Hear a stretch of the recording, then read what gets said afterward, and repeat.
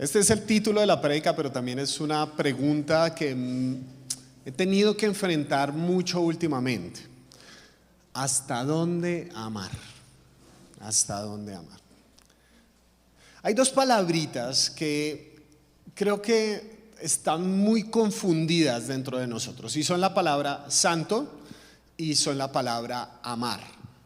Me explico. Por lo general las palabras nosotros las asociamos con una imagen mental. Cuando ustedes escuchan la palabra santo, ¿qué se les viene a la mente? No me digan un santo, no, ¿qué se les viene a la mente? ¿Cómo es un santo o una santa? ¿Cómo son las imágenes? No tengo, pero ustedes tienen en la mente la imagen, ¿no es cierto? Una persona con cara, ¿cómo es la cara de la persona? Dice que yo soy santo, sí, también. Pero, ¿cómo es la cara de la persona santa? En las pinturas, ¿cómo es? Es alegría desbordante, un gozo impregnado. No, por lo general es como serio, ¿sí o no? Recogidito, siempre recogidito. Túnica blanca, importante. Eso el negro no es de Dios, entonces la túnica blanca.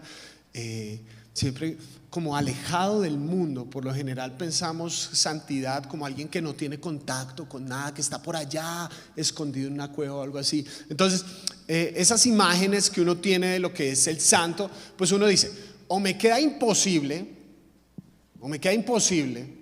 o qué pereza ser santo, ¿sí o no? O sea, uno dice, no, yo quiero como que la vida tenga un sentido y un valor y todo esto. Entonces hay unas imágenes muy distorsionadas de lo que es ser santo, pero paradójicamente esta es la era donde más hablamos del amor, ¿sí o no? Todo el mundo ama algo. Los jóvenes chatean con alguien en Instagram y a los 2 días lo aman, ¿sí? Amamos la chocolatina, pero natural, porque si no. Amamos un equipo de fútbol. Decimos que amamos un montón de cosas, ¿no? Y decimos, no hay problema con eso porque es en el nombre del amor, y en el nombre del amor la gente hace un montón de cosas locas. Ustedes han visto que cada vez más es público, porque antes era privado, pero cada vez es más público la cantidad de relaciones tóxicas que hay en nombre del amor. Lo que pasa es que ahora es público. Uno dice, los jóvenes de hoy en día, antes los hombres le pegaban a las mujeres y se excusaban diciendo, no, es que yo la amo tanto que solo quiero que sea para mí, y cosas por el estilo, ¿sí? En nombre del amor se ha hecho mucho daño. Entonces, cuando tenemos dos palabras tan fundamentales, tan confundidas, obviamente se hace la pregunta de, yo quiero ser santo, ¿vale? Y yo quiero ser como Dios es, y quiero amar como Dios ama, pero ¿cómo son los límites de eso? ¿Sí? ¿Cómo son los límites de eso? Hoy quiero tocar con ustedes uno de los textos más mal interpretados en toda la Biblia. Voy a comenzar por la parte teórica, que es al final de esa porción, y después voy a ir a la parte práctica. Está en el Sermón del Monte, Mateo capítulo 5, versículos 43 al 48. Dice así: ustedes han oído que se dijo, ama a tu prójimo y odia a tu enemigo, pero yo les digo, amen a sus enemigos y oren por quienes los persiguen, para que sean hijos de su Padre que está en el cielo. Él hace que salga el sol sobre malos y buenos, y que llueva sobre justos e injustos. Si ustedes aman solamente a quienes los aman, ¿qué recompensa recibirán? ¿Acaso no hacen eso hasta los recaudadores de impuestos? Y si saludan a sus hermanos solamente, ¿qué de más hacen ustedes? ¿Acaso no hacen esto hasta los gentiles, o más exactamente hasta los paganos? Por tanto, sean perfectos, así como su Padre Celestial es perfecto. Ahí está. Lo dijo el mismo Señor Jesús. Jesús dice, ¿ustedes quieren hacer algo revolucionario en este mundo? ¿Sabe qué es lo más revolucionario que usted puede hacer en este mundo? Ame a sus enemigos. No, es sí complica. Porque es muy fácil, ¿sí o no?, criticar a las otras personas. Es muy fácil señalar a las otras personas y no darnos cuenta que en el proceso nosotros nos parecemos mucho más a aquello que odiamos y criticamos. Nuestro país es un ejemplo triste de eso.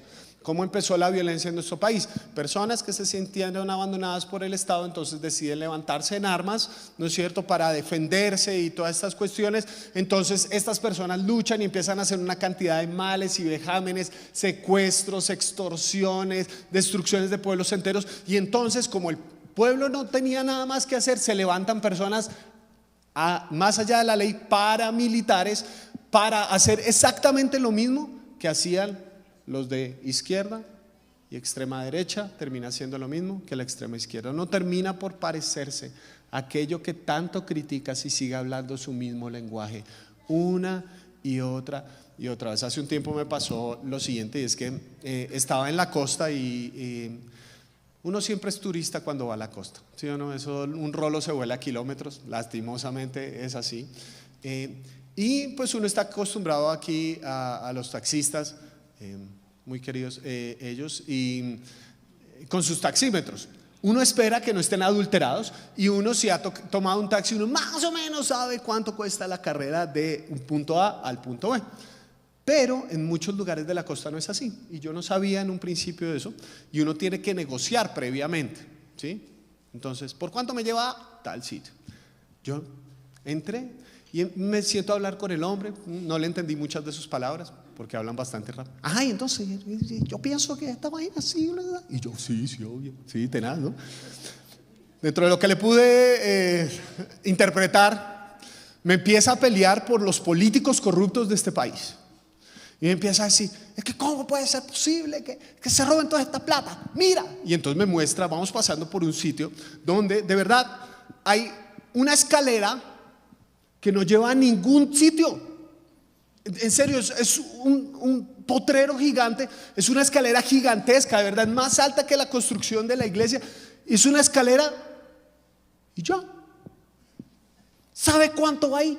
1.200 millones de pesos. Se nos robaron la plata. Tenaz. Llega, me deja en el conjunto en la casa de mis suegros. Bueno, ¿cuánto es? 10 barras. Barras es el equivalente a pesos, ¿sí? Entonces 10.000 pesos, yo 10.000 pesitos. ¿Qué son 10.000 pesitos? Pin, le pago, gracias, tata. Y cuando llego a la casa, muy orgulloso, me pregunta a mi esposa, que me había dejado solo en esa situación, dice, amor, ¿cuánto te cobraron? Y yo, 10.000 pesitos. 10.000 pesos, Miguel, si esa carrera cuesta 5.000. Qué interesante. Este tipo se estaba quejando de la corrupción, pero tan pronto como tuvo la oportunidad, se aprovechó de otro para tener más dinero. El problema es que somos corruptos en la medida de nuestras posibilidades. La gente se queja de cuánto roban públicamente, pero no tiene problema en robarse un pasaje de Transmilenio. Si sigues hablando el mismo lenguaje de la gente, vas a terminarte pareciendo a ellos. ¿Qué haces de diferente a tus enemigos si simplemente quieres destruirlos? ¿Qué haces de diferente? Jesús dice, la verdadera revolución, ¿saben qué es? Amen a sus enemigos. Hagan algo diferente por ellos. Y Jesús cita un texto que creo que es una muy mala interpretación de ese momento que ocurrió, porque Jesús cita un texto que está en Levítico capítulo 19 versículo 18, porque uno dice, ¿la Biblia sí dice eso de ama a tu prójimo y odia a tu enemigo? ¿Eso lo dice la Biblia? Vean lo que dice Levítico 19, 18. Dice, no seas vengativo con tu prójimo, ni le guardes rencor. Ama a tu prójimo como a ti mismo, yo soy el Señor. Yo estaba investigando dónde dice la Biblia eso de odia a tu enemigo, y les tengo una noticia: en ningún lado. ¿Saben qué había pasado? Que los rabinos habían llegado a la conclusión de que pues si uno tiene que amar a los amigos, uno tiene que odiar a los enemigos. Pero eso no dice la Biblia. La Biblia dice, no seas vengativo ni guardes rencor. El rencor es como tomar un veneno nosotros pensando que le vamos a hacer daño a otros. El rencor no le hace daño a la persona que le guardamos rencor, nos hace daño primeramente a nosotros. Y Jesús dice, ama a tu prójimo como a ti mismo. Yo soy el Señor. Y Jesús cambia una palabra muy intencionalmente que está en esa misma sección en Levítico capítulo 19 versículos 1 y 2. Jesús dice: sean perfectos como su Padre es perfecto. Pero vean la palabra exacta que está en Levítico capítulo 19 versículos 1 y 2. El Señor le ordenó a Moisés que hablara con toda la asamblea de los israelitas y les dijera ¿cómo? Sean santos, porque yo, el Señor su Dios, soy santo. ¿Por qué el pueblo debe ser santo? Porque así es Dios, así es el Señor. La santidad no es un tema moral, la santidad no es una competencia para ver quién es mejor persona que otro. La santidad del pueblo de Dios es porque es su identidad, ser como Dios es. Por lo general, cuando hablamos de santidad, nosotros pensamos más en negaciones, es decir, todo lo que no se puede hacer, ¿sí? Y entonces tú le dijiste a tus amigos: me volví cristiano. Y ¿qué le prohíben en esa iglesia? ¿Sí o no? Y entonces un cristiano no hace esto, no hace aquello, no. Pero eso no es la verdadera santidad. La verdadera santidad, ¿saben dónde comienza? Comienza en un sí. Comienza en amar. Cuando tú sabes a qué decirle sí, sabes a qué decirle no. ¿Qué significa eso? Si toda nuestra vida nosotros elegimos amar a las personas, si toda nuestra vida nosotros elegimos amar a Dios, si toda nuestra vida nosotros elegimos amarnos a nosotros mismos, en ese momento ya tú sabes a qué decirle no.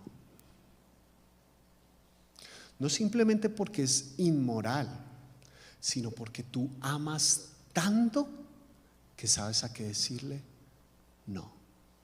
Muchos cristianos muy frustrados porque todo el tiempo están enfocados en todo lo que no pueden hacer. Y claro, la vida es muy aburrida así, de verdad. Ay, no puedo hacer esto, no puedo hacer aquello, no puedo hacer aquello. Eso es muy estresante, vivir toda la vida con lo que no se puede hacer. ¿Por qué? Porque usted no sabe lo que sí debería hacer. Un ejemplo que, las personas hoy en día cuando están entrenando y demás, por ejemplo, se tienen que abstener de ciertos alimentos. Entonces, díganme honestamente si se puede. ¿Te encanta esa chocolatina Jet Jumbo Ultra así, la grande? Imagínate que la tienes al frente todo el tiempo. Y tú durante 1 hora vas a estar diciendo: no, te rechazo en el nombre de Jesús. No, renuncio. No. ¿Cuánto tiempo le va a durar la fuerza de voluntad? 10 minutos, muy bien, muy optimistas. No hay gente que es así. No hay gente que se enfoca: Miguel, no, ya no quiero fumar más. No, Miguel, ya no quiero ver más porno. Pero todo el tiempo se la pasa siguiendo en Instagram a viejas semi en pelota. Pues papi, ¿sí? No, ya, lo prometo que no, Señor, dame fuerza de voluntad. Y después que cae: Dios, ¿por qué no me colabora? No le eche la culpa a Dios de su irresponsabilidad, ¿sí? Si te enfocas todo el tiempo en no, pues va a ser muy difícil. Porque tienes el no, pero no tienes un sí. No tienes un sí en tu corazón. Cuando tú te enfocas en sí, ya sabes a qué decirle no. Si todo el tiempo estoy mirando: ay, no me voy a meter con esta vieja, no me voy a meter con esta vieja, no me voy a meter, y no cultivo mi relación con mi esposa, ¿qué va a pasar? Tarde o temprano voy a caer, porque tengo un no, pero no tengo un sí claro. El problema de muchos cristianos es que tienen el no sin tener el sí. No saben amar al Señor, no saben amar a la gente y no saben amarse a sí mismos. Miguel, ¿me debería meter en esta relación? Es que él me grita, pero es con mucho cariño. Si sabes a qué decirle sí, ¿sabes a qué decirle no? Porque tantas personas metidas en relaciones tan nocivas y tan tóxicas en nombre del amor, porque no son capaces de amarse a sí mismos y entonces están pidiendo migajas cuando en la mesa de Dios tienen un banquete?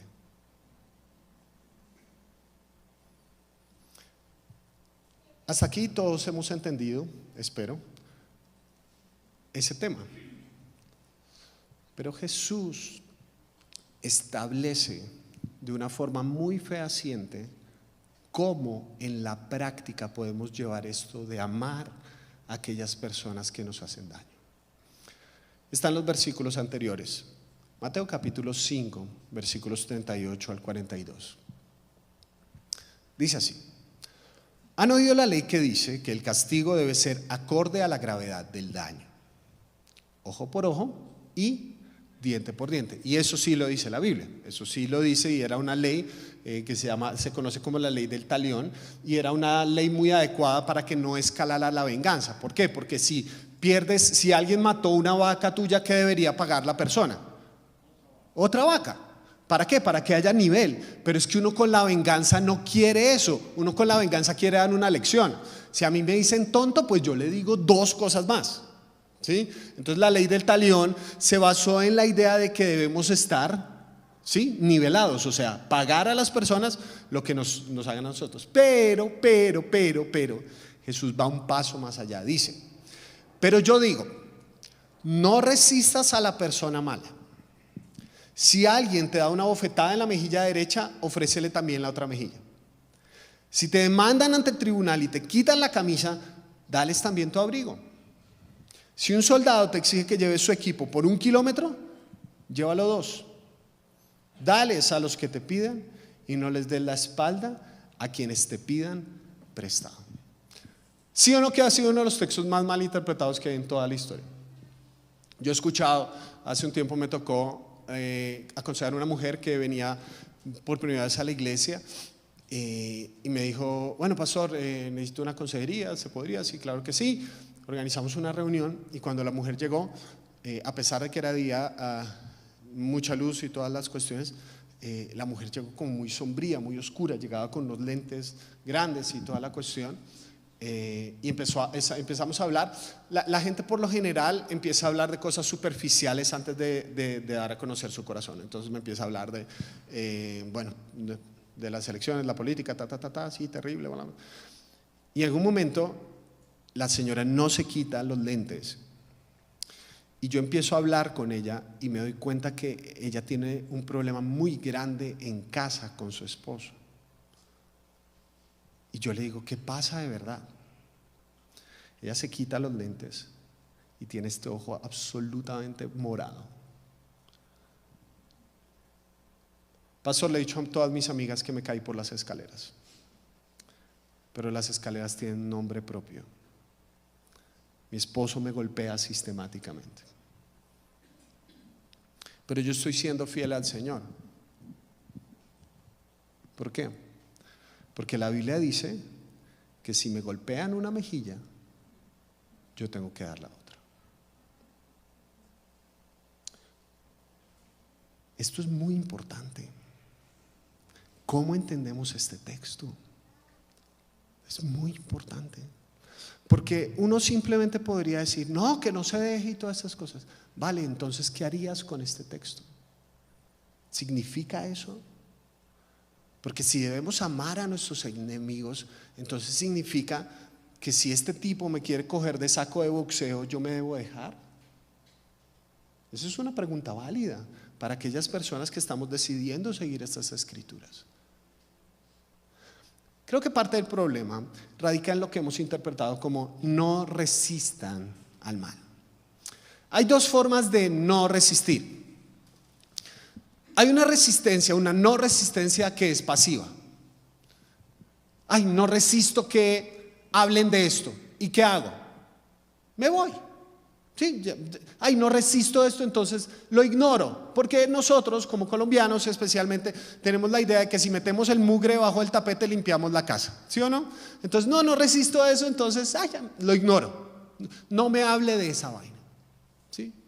O como en la película, no se habla de Bruno. ¿Vale? De eso no hablamos. Y pensamos que eso es no resistir. Y no, eso es simplemente ignorar las cosas malas. Pero hay otra forma de no resistir. Si llegan en el colegio y me dicen: que a mi hijo le hacen bullying, ¿sabe qué voy a hacer yo? Voy a dejar el título de pastor en la puerta y en la medida de lo posible voy a pensar cómo asesinar a ese niño. No, mentiras, no. Voy a pensar las metodologías para que eso no ocurra más. Yo no simplemente le voy a decir al hijo, bueno, que son 12 añitos, nene. 12 añitos de bullying, ya, relajado, ¿sí o no? No, yo quiero que él tenga las herramientas para que cuando eso vuelva a tocar su vida, él pueda poner límites y decir, no.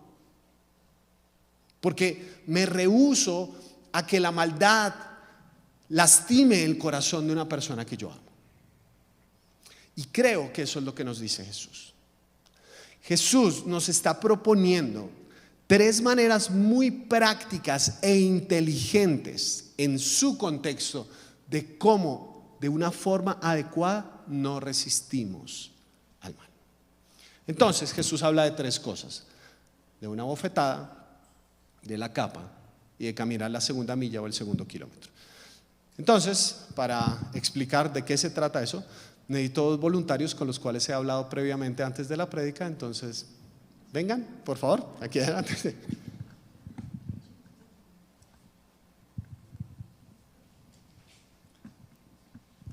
Jesús, vean esa pinta de romanos e israelitas que tienen estos dos, ¿no?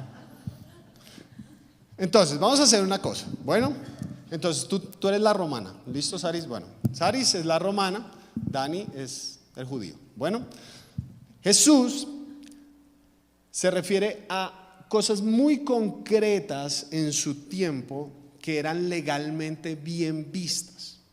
Muy bien, entonces vamos a mirar en detalle lo que Jesús dijo sobre cada una de esas cosas. Muy bien, entonces, ¿qué dice con la bofetada? Si tu enemigo te golpea, ¿cuál mejilla? Ahí está explícitamente en el texto. Si tu enemigo te golpea la mejilla derecha, vuélvele también la otra. Vale, entonces, en esa época, y los romanos, y por eso estudian, los que estudian derecho, lo primero que estudian es derecho romano, porque los romanos legislaron sobre absolutamente todo, incluido el uso de las manos. La mano derecha era la mano del poder, de la fuerza. Por eso dice que se sentó a mi diestra, porque es la mano del poder, de la fuerza. La mano izquierda era para usos menos nobles. Bueno, investiguen en Google de cómo usaban la izquierda, no sé cómo hacían, pero bueno, listo. Entonces, ojo que esto es muy importante. Recuerden que es una cultura muy visual, de muchos símbolos, ¿vale? Entonces, si tú querías golpear a alguien inferior, lo golpeabas ¿con qué mano? Con la derecha, pero lo golpeabas con el externo de tu mano, con la parte externa de tu mano, ¿vale? Si querías golpear a alguien igual a ti, lo golpeabas con un puño o con la parte interna de tu mano. Entonces, hay un romano, ¿vale? Se encuentra con un judío. ¿Cómo golpearía el romano al judío? Vengan aquí, vamos a ser violentos en el nombre del Señor. ¿Listo? No, pero solamente. ¿Cómo lo golpearías, Saris? Con la mano derecha, ¿correcto? Para un inferior, entonces, ¿le golpearías qué mejilla? ¿Qué mejilla? No, la izquierda. ¿Qué dislexia tan tenaz? ¿Cuál mano? La derecha, correcto. Muy bien. Golpearías la derecha. Vale. ¿Qué dice Jesús? Si tu enemigo te golpea la derecha, entonces haces el movimiento, solo el movimiento, ¿sabes? ¿Qué tiene que hacer el judío? Volverle también entonces, devuelves la izquierda. Ahora, ¿tú cómo tendrías que golpearlo, Saris? ¿Y eso qué quiere decir? Que lo golpearías como si fuera uno igual. Es decir, esta persona, sin golpearlo, lo está cuestionando. ¿Quién tiene el poder ahora? Bueno, listo. Esa es la primera, ¿listo? La segunda, los romanos eran terribles, oscuros, no mentiras, los romanos eran terribles.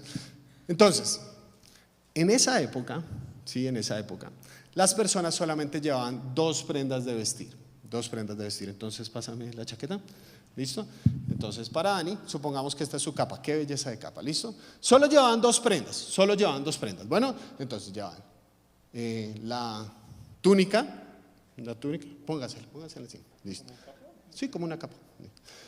Y debajo, sí, digamos que sí. Bueno, y entonces, y debajo llevaba también su túnica, o sea, llevaba la capa, y llevaba la túnica.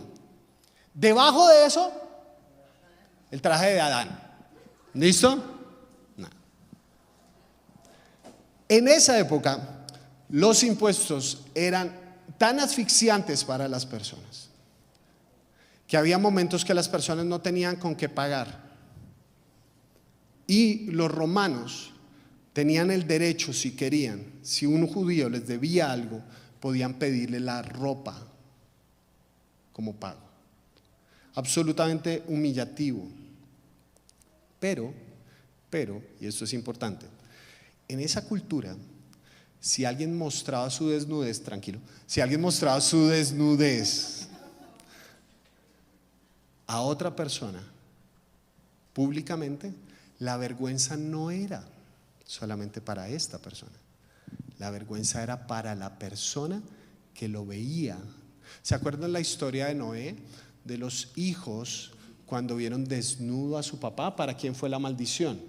Para ellos, por haber visto desnudo a su padre. Entonces, eres una romana, llegas donde un judío, tienes el derecho de pedirle una capa. ¿Y qué dice Jesús que debería hacer el judío? No, mentira. Bueno, y entonces, en el momento en que él se está despojando de la ropa, ¿qué va a hacer el romano? Le va a decir, no. ¿Por qué? Porque sería una vergüenza para él. Sin disparar un arma, ahora ¿quién tendría el poder? Y la última. Supongamos que esta romana, lleva una carga, lleva su armamento militar. Se dice que más o menos podía pensar entre 30 y 40 kilos. Por lo general lo llevaban en sus burros, en sus caballos. Pero la ley romana, como ellos habían conquistado básicamente todo el mundo conocido, les permitía que si ellos querían, podían ver a un judío y obligarlo a cargar su carga militar. ¿Listo? Pero como los judíos eran bastante revoltosos y estaban peleando ese tipo de leyes, llegaron a un acuerdo con la ley romana, y es que fuera máximo por 1 milla, lo que esta versión traduce como 1 kilómetro, pero más exactamente es 1 milla. Entonces, llega el soldado romano, ve a un judío, entonces me lo tiene que cargar. Supongamos que esta es la línea de 1 kilómetro, ¿vale? Recuerden que las leyes romanas son súper estrictas. Si tú desobedeces, incluso como soldado, una ley romana, eres reo de muerte. ¿Se acuerdan que temían los romanos cuando Jesús resucitó? Que allá estaba sellado y ellos tenían que estar cuidando esa tumba. Resulta que salieron corriendo, no respondían por su puesto de trabajo, ahora los podían matar. Si tú desobedecías una ley romana, literalmente te podían matar. Entonces, el romano le entrega la carga al judío y el judío empieza a caminar. Adelante, sí. Y cuando llega a 1 milla, 1 milla exacta, ¿qué dice Jesús que debería hacer esta persona? Y entonces, ahora, ¿quién estaría en verdaderos problemas?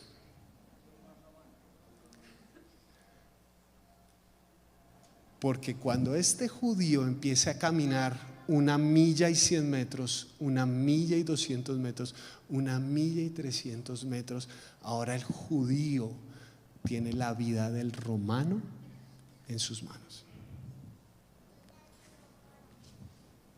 Bueno, gracias, son ustedes unos modelos muy increíbles. Muchas gracias por la muestra física. ¿Se dan cuenta? Por favor, díganme que...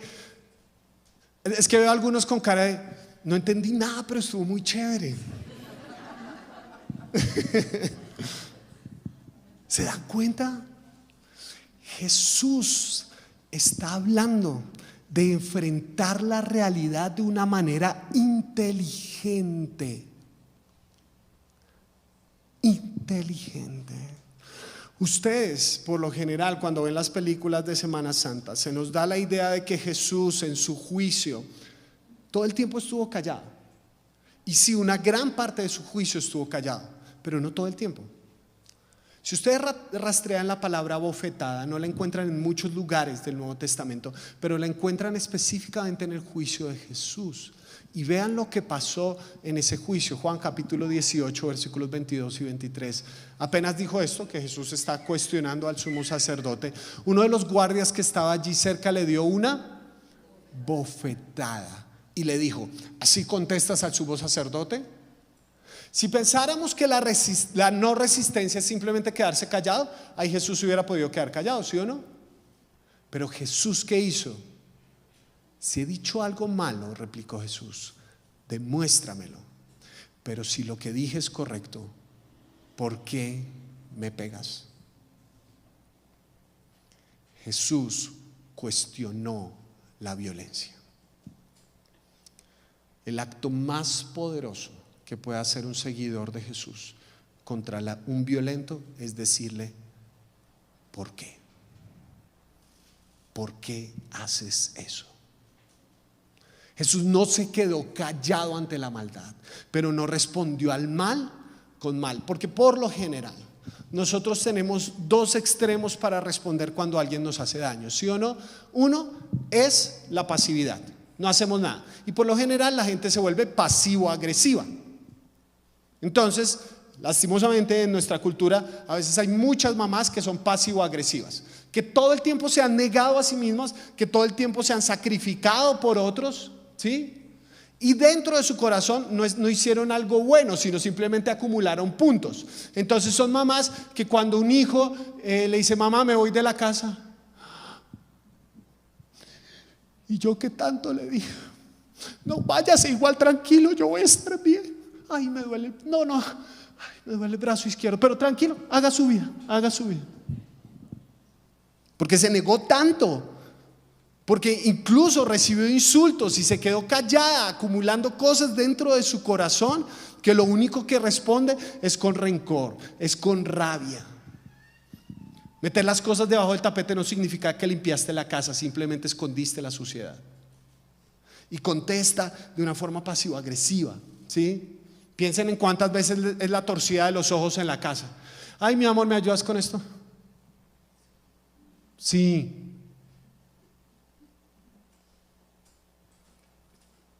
Pero hay otra forma. Por lo general, nosotros contestamos a la rabia con más rabia. Yo no me voy a dejar. Si me dicen A, yo le digo A y B. Hay gente que sabe ofender absolutamente el corazón sin decirte una sola grosería, ¿sí o no? ¿Quiénes son las personas que más te pueden herir en el mundo? No son tus enemigos, son las personas que tú amas, las personas con las que has sido vulnerable, las personas a las que les has mostrado tus heridas y les has dicho: si tocas este botón me destruyes. Y hay gente que es experta en tocar ese botón. Y entonces la venganza crece y crece y crece y crece. Pero Jesús, queridos, nos está ofreciendo una tercera opción. Es la opción de la resistencia en amor, de tener límites claros, de poder ser inteligentes y cuestionar la maldad sin ser como los malos, de ir a la cruz de ser necesario, pero resucitar para escribir un mañana diferente. De poder decir, no me voy a meter en esto, así me cueste la vida, así ustedes hagan el mal contra mí, yo, sin disparar un arma, sin seguir hablando la espiral de la venganza, voy a hacer la diferencia. Para eso tienes que cambiar la mentalidad. Si tú sigues pensando que el éxito profesional es tener más plata, pues hermano, ¿sabe qué? Tarde o temprano va a seguir hablando ese lenguaje de las personas. Pero si usted entiende que el éxito profesional está en servir mejor a la humanidad, en darle algo a este mundo y no simplemente llenarle, va a poder decir, yo no voy a hacer esto, así me cueste más dinero. Conozco personas que literalmente son constructores extraordinarios, y ustedes saben que la construcción mueve mucha plata, y en nuestro país, en las áreas donde más mueve plata, lastimosamente por causa de la corrupción, es en las cosas públicas, ¿sí o no? ¿Por qué? Porque cuesta 1.000 millones de pesos una obra, entonces 200 para ti, 200 para mí, dejamos 600 para el proyecto, ¿sí o no? Ustedes saben que es así. Uno podría estar todo el tiempo, ¿cómo se llama eso? Otra vez se me va la palabra, en licitaciones, en las licitaciones y todo esto. Pero hay unas personas que conozco, cristianos devotos, que saben que ese sistema es terrible. Ellos decidieron, en detrimento de sus posibilidades patrimoniales, decidieron decir, no, ¿saben qué? Ese mundo está podrido. Yo prefiero construir en lo privado, ganarme lo justo, pero no negar a mi Señor por tener más dinero. ¿Qué es eso? Resistencia. Eso es resistencia. Eso es resistencia en amor. Hace unos años me invitaron a Montería, en Córdoba, una iglesia que tiene una cantidad de historias impresionantes.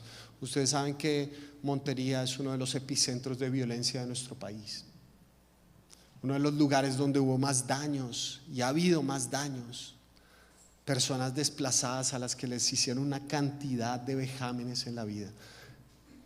Conocí a una mujer a la que los violentos, un grupo subversivo, le había matado frente a sus ojos a su esposo y a sus 3 hijos. Se los asesinó frente a sus ojos.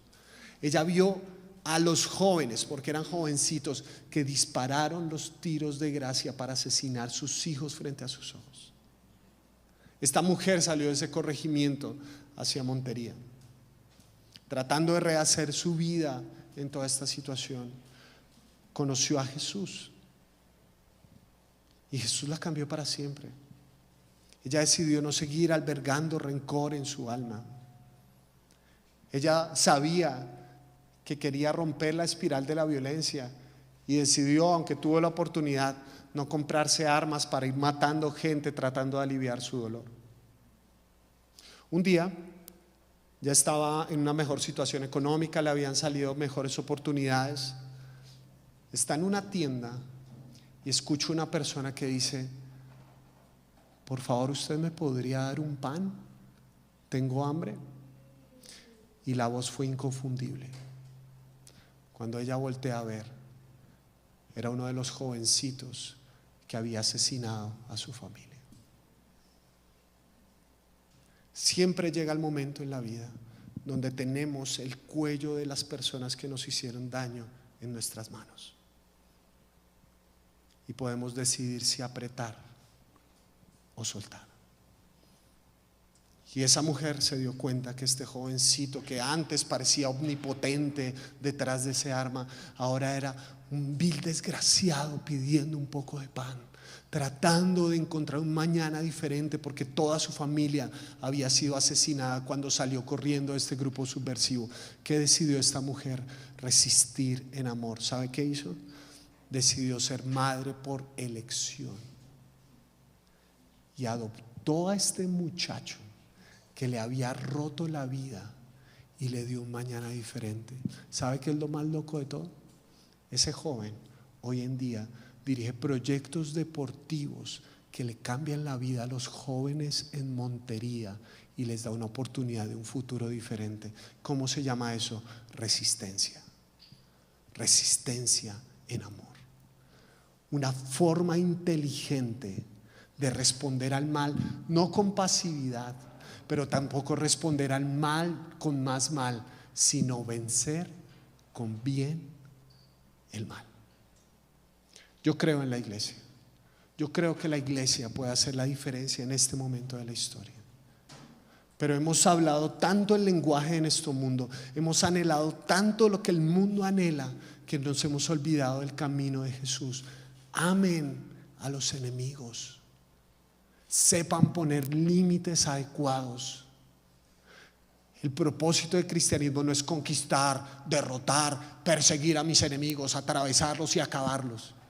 El propósito es hacer la diferencia como Jesús lo hizo con nosotros, de tal manera que llegue un día donde podamos ver una cruz, un símbolo de tortura, y encontremos incluso en eso la mayor de las esperanzas. Oramos para finalizar.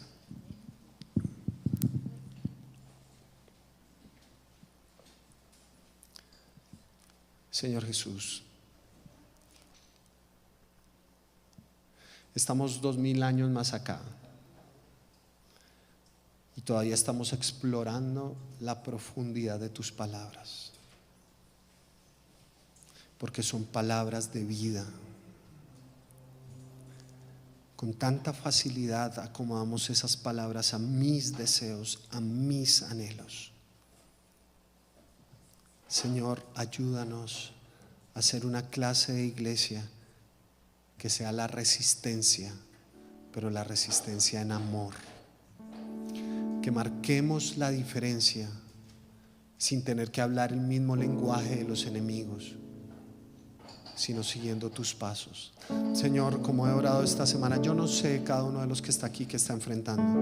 Mi esperanza es que este mensaje, Señor, pueda encontrar corazones dispuestos donde estas palabras germinen, y tú nos des la creatividad sagrada de saber cómo implementar estas palabras en nuestra realidad, en nuestra universidad, con nuestros amigos, en el trabajo, con esas personas que nos quieren hacer zancadilla, en casa con esos hermanos y esos familiares que muchas veces y con tanta frecuencia nos hacen daño.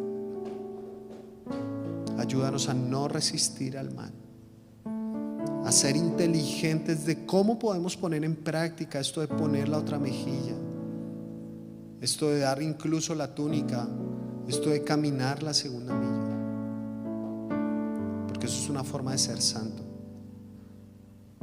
porque así eres tú, Señor.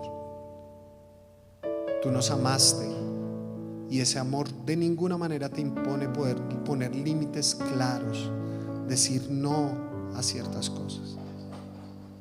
Ayúdanos, Señor, te lo pido, para ser una comunidad que sea una comunidad alternativa, realmente alternativa, en medio de las propuestas que existen a su alrededor.